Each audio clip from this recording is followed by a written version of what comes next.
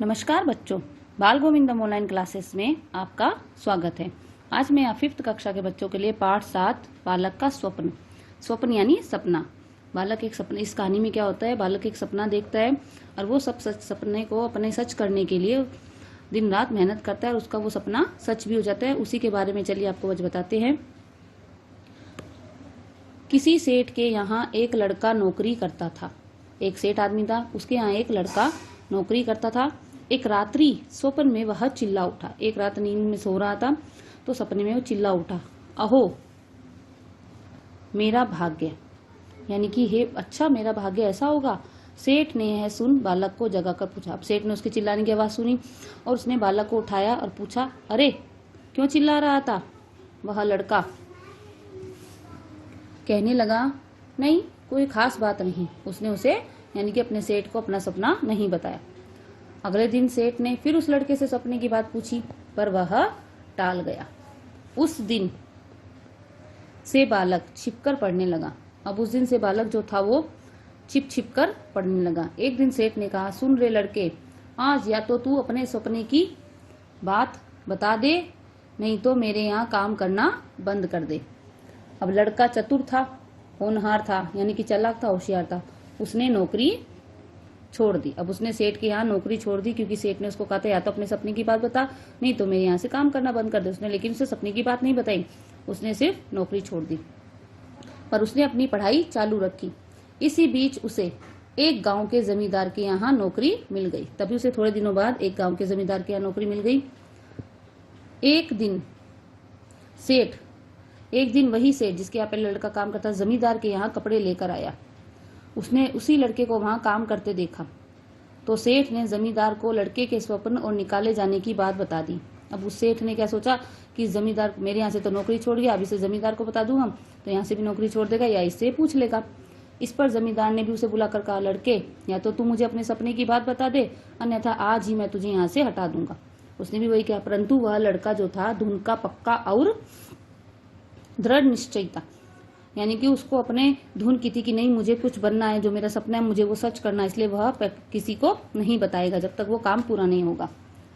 अब उसने कुछ ना बताया और नौकरी से अलग हो गया। यहाँ पर भी उसने नौकरी छोड़ दी पर उसने अपना अध्ययन चालू रखा, लेकिन उसने अपनी पढ़ाई जो थी चालू रखी। वह किसी प्रकार अपनी सूझबूझ से राजा के यहाँ साधारण नौकर हो गया। अब वो क्या करा, उसने वहां नगर के राजा थे उसके यहाँ पर अपनी बुद्धिमानी से एक साधारण सा नौकर हो गया और फिर धीरे धीरे उन्नति करते करते एक दिन राजा का मंत्री बन गया। फिर धीरे धीरे काम करते करते अपनी मेहनत से वो राजा का दिल जीत लिया उसने और राजा ने उसको एक दिन अपना मंत्री बना लिया।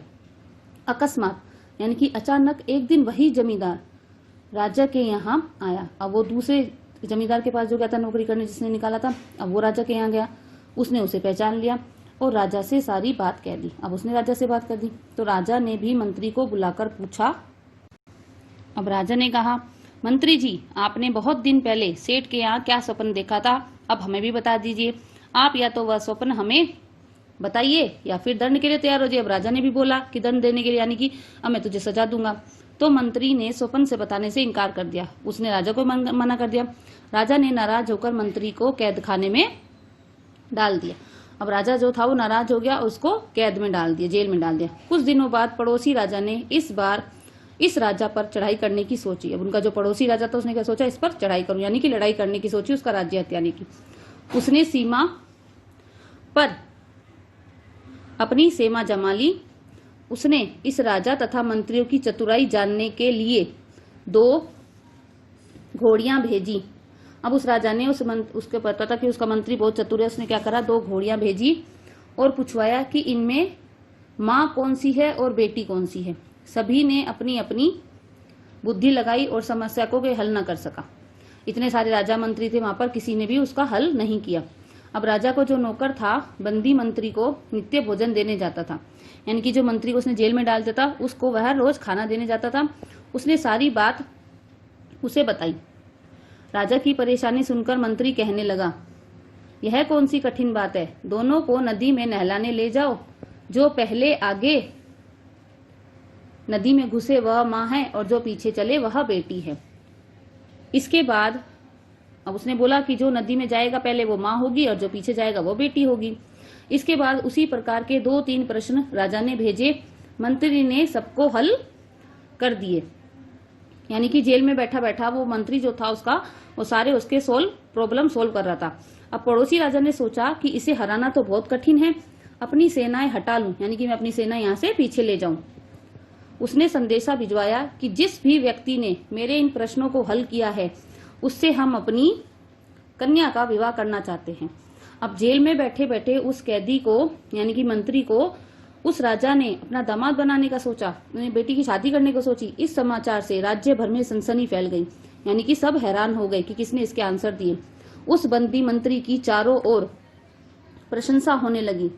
राजा ने उसे तुरंत मुक्त कर दिया। अब राजा ने उसे आजाद कर दिया। इसके बाद पड़ोसी राजा ने, यानी कि जो चढ़ाई करने आया था, अपनी कन्या का विवाह उससे कर दिया। राजा ने मंत्री को अपना आधा राज्य भी दे दिया, उसको जो कैद में था, यानी कि वो नौकर, सेठ का, जमींदार का, अब उसको आधा राज्य भी मिल गया अपनी उसकी राजकुमारी के साथ। इसके बाद राजा ने भी उसे बहुत सी चल और अचल संपत्ति भी दे दी।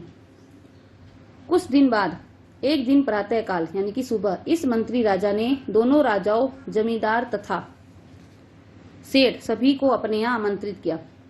अब उस लड़के ने क्या किया, जब वो राजा बन गया, उसकी शादी हो गई, तो कुछ दिनों बाद उसने अपने उन दोनों राजाओं को, यानी कि अपने राजकुमारी के पिता को, और जिस राजा के यहाँ बंदी बना था उस राजा को, उस जमींदार को जिसके यहाँ नौकरी की थी, और उस सेठ को जिसने उसे निकाल दिया था, सबको अपने घर खाने पर बुलाया।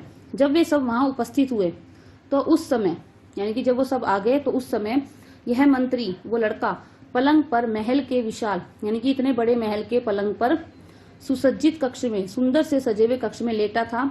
उसकी पत्नी उसके पास बैठी थी। इसके अतिरिक्त और इसके अलावा बहुत सारे नौकर चाकर भी उसकी सेवा में लगे हुए थे।